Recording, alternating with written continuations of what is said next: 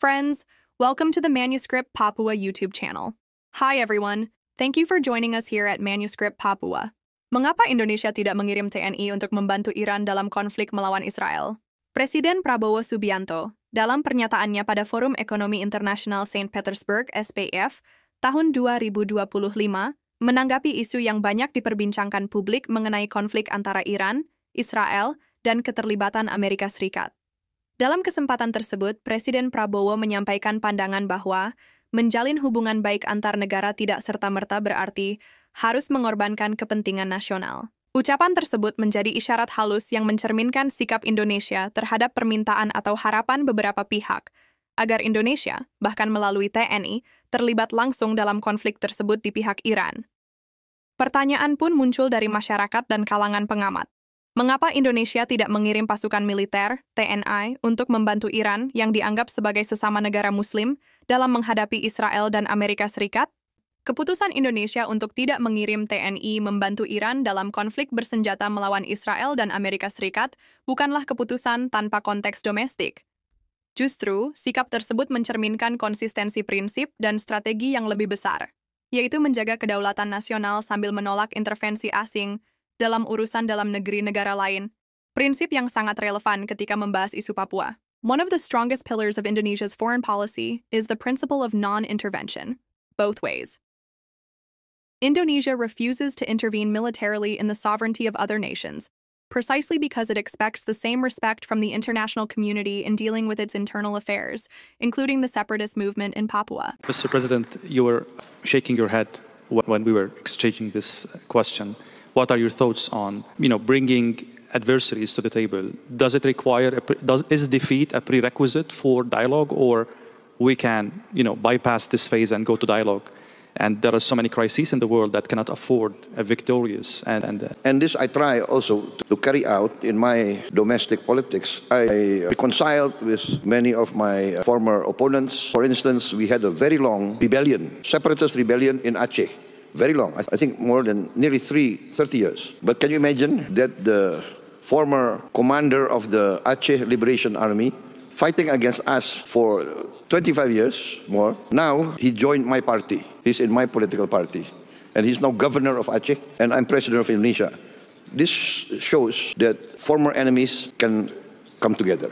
And I think this is the lesson of Nelson Mandela. Jika Indonesia secara sepihak mengirim pasukan ke luar negeri untuk membela kepentingan atau ideologi tertentu, maka Indonesia akan kehilangan pijakan moral dan diplomatik ketika menolak campur tangan asing di Papua. You cannot claim sovereignty at home if you violate it abroad.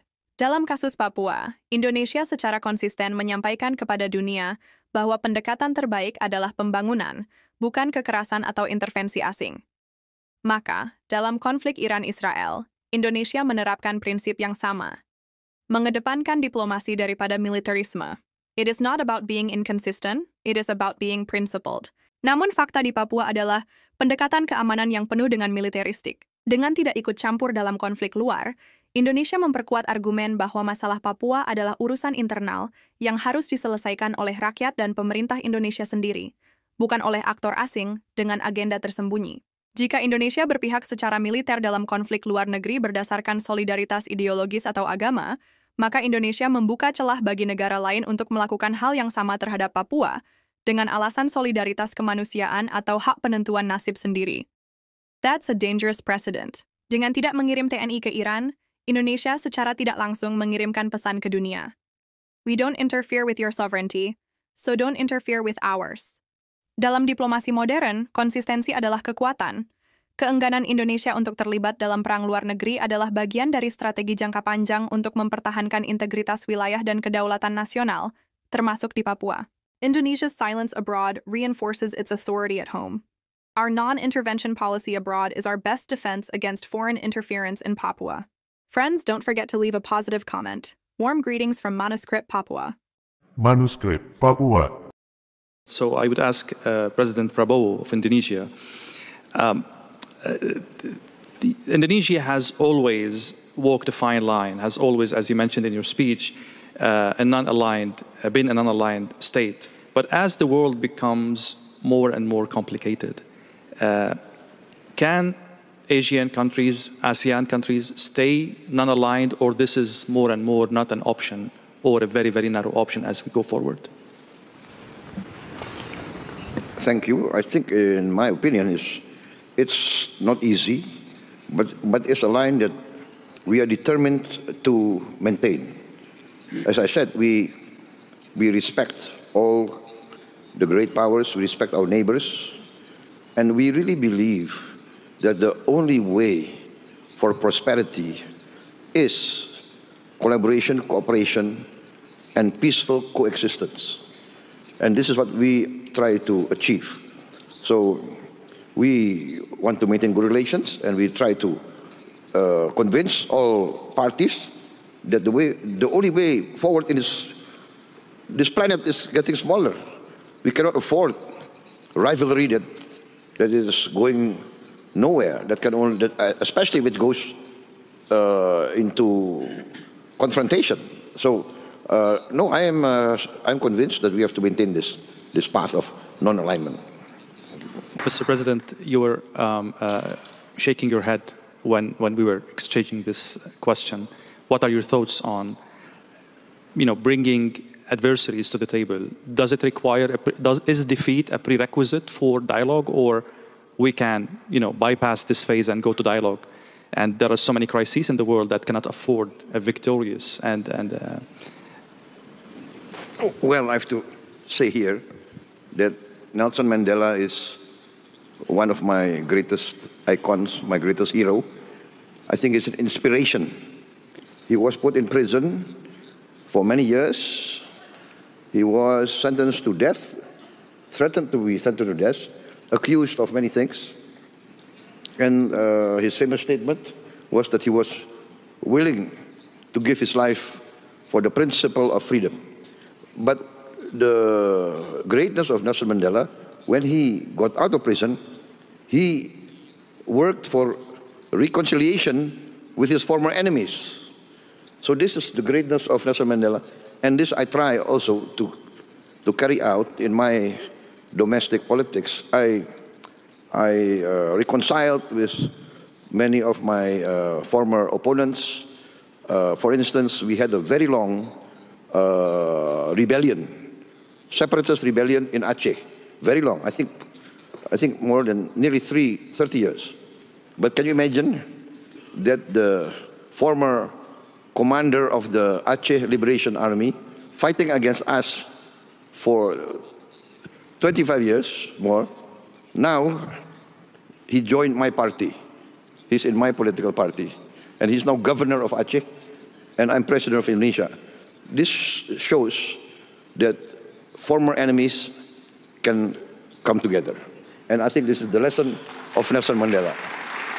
I want to say, I was a former soldier. And as a former soldier, I really know the value of peace and reconciliation.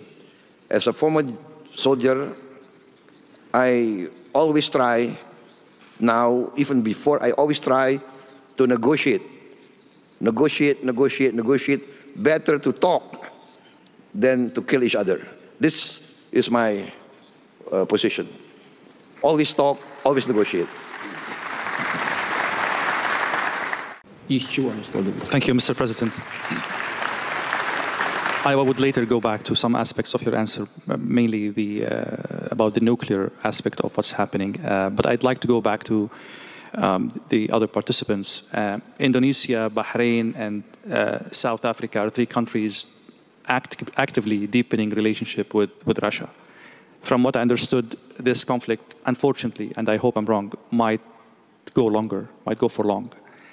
How are you planning to mitigate the fallout of this conflict in terms of secondary sanctions, in terms of political reputation in the world, in terms of pressure coming from your other allies? This is a very, very complicated situation you don't want to be in any way, but that's reality. I will start with you, Mr. President. I really don't understand, actually, your question. What secondary sanctions? I'll make it simple. Yeah, for Indonesia, we are very clear that we have always been non-aligned. in the Ukrainian situation, I think 2 years ago, we proposed immediate ceasefire in place. And I think at that time, the reaction from the Russian side was quite open, was quite positive, in fact. But the reaction from the Western governments, I have to be fair, not all Western governments, but many Western media virulently attacked my proposal. They said that I was proposing the peace of the cemetery. That was what many of these Western journalists accused me of. So we would always propose a peaceful solution. And at that time, I reminded everybody that even in Korea now, North Korea and South Korea, there's a demilitarized zone supervised by the United Nations.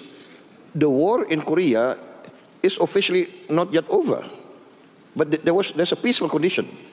So that was what we proposed, like to save the people of Ukraine on all sides, people of the Russian-speaking areas, just to save them, a secession in place. That was as if we are far from the place, but we want to promote a peaceful solution. So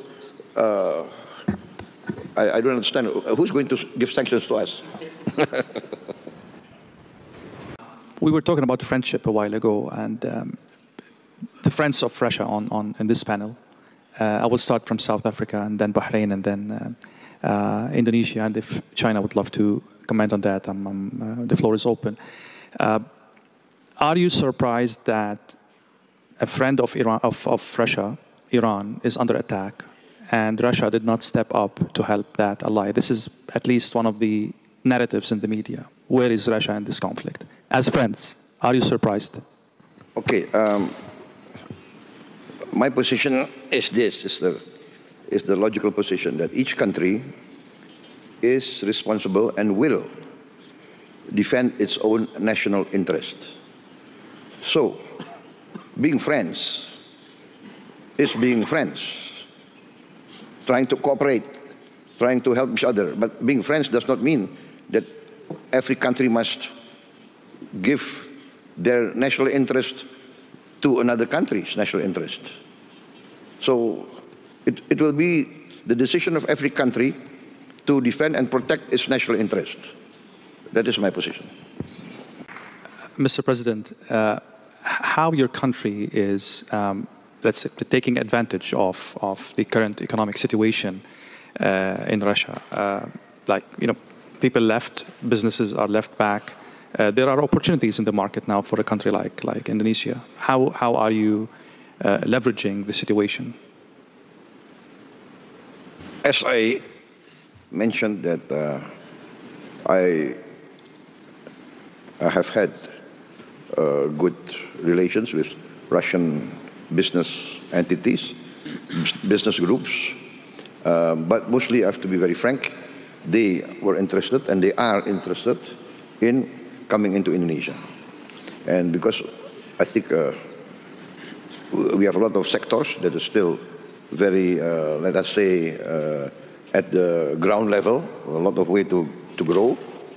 And so basically it's mostly Russian groups that want to come to Indonesia.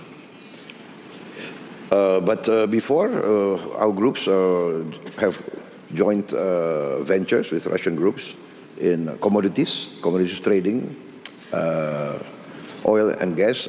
So, and now we open our markets for Russian agricultural products. So, I think it's not that we're going to take advantage, but we are going to look for all opportunities. Yeah.